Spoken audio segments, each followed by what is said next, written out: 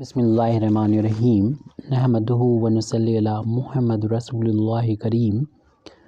ये problem differential equation के partial formation of partial differential equation chapter से है। Find the partial differential equation by the elimination of a and b from z is equal to a x plus b y plus a b. तो ये equation हमको दे रखा है, इसमें A B को eliminate करते हुए हटाते हुए हमें फाइंड करनी है पार्शियल डिफरेंशियल इक्वेशन। तो सबसे पहले तो हम जो गिवन इक्वेशन दे रखी है उसको सॉल्यूशन में लिखेंगे।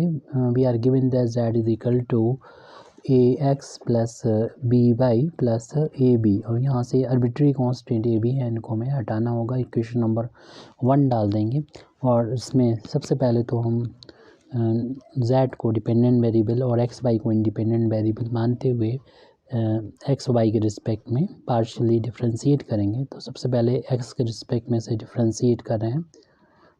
डिफरेंशिएटिंग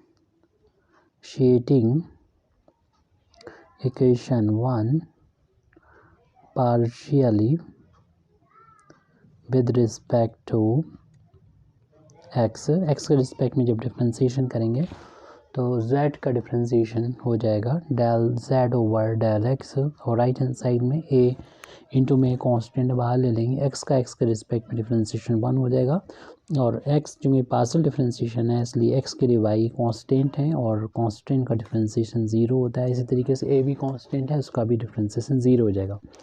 तो del z over del x जो है वो a की इक्वल आ गया, यानी कि अभी ज़रूरत पड़ेगी तो a की वैल्यू हम इतनी रख सकते हैं। इसको इक्वेशन हम 2 डाल ले रहे हैं, ये a की वैल्यू हमको मिल गई। इसी तरीके से हम इक्वेशन नंबर 1 को y के रिस्पेक्ट में पार्शियली डिफरेंशिएट करेंगे। तो इसीलिए हम यहाँ पर लिख देते हैं differentiating partially with respect to equation 1 with respect to y। तो लेफ्ट हैंड साइड में z था तो z का partially differentiation with respect to del z over del y हो गया। और फिर यहाँ पर देख रहे हैं कि ax है और y के लिए तो x कांस्टेंट होगा, पार्शियली डिफरेंशिएशन हो रहा है तो इसका कांस्टेंट का डिफरेंशिएशन हो जाएगा 0।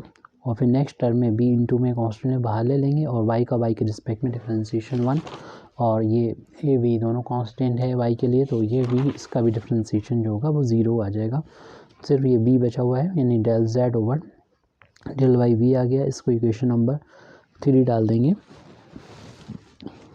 इस a और b की वैल्यू का यूज़ करते हुए इक्वेशन नंबर 2 एंड 3 से 1 में पुट कर देंगे तो a b एलिमिनेट हो जाएंगे और हमें पार्शियल डिफरेंशियल इक्वेशन ऑब्टेन हो जाएगा। तो from equation number 1, 2 and 3 means equation number 2 और 3 से a और b की वैल्यू इक्वेशन नंबर 1 में पुट करने पर लेफ्ट हैंड साइड में इक्वेशन नंबर 1 के z है, उसके बाद यहाँ पर a है और a की वैल्यू इक्वेशन नंबर 2 से देखेंगे तो del z over del x हो जाएगी, del z over del x होगी और इसमें मल्टीप्लाई चल रहा है x से, प्लस फिर इसके बाद b है और इक्वेशन b की जो वैल्यू इक्वेशन नंबर 3 में हमको मिली है वो है del z over del y, उसमें फिर y से मल्टीप्लाई हो रहा है, फिर प्लस में a इंटू बी है, देख लीजिए a इंटू बी है। a की वैल्यू हमें रखना है del z over del x, a की वैल्यू रख देंगे del z over del x और b की वैल्यू रख देंगे del z over del y। और हम लोग जानते हैं कि शॉर्ट नोटेशन में यहाँ पर del z over del x को p से डिनोट किया जाता है, तो z बराबर ये हो जाएगा px हो जाएगा।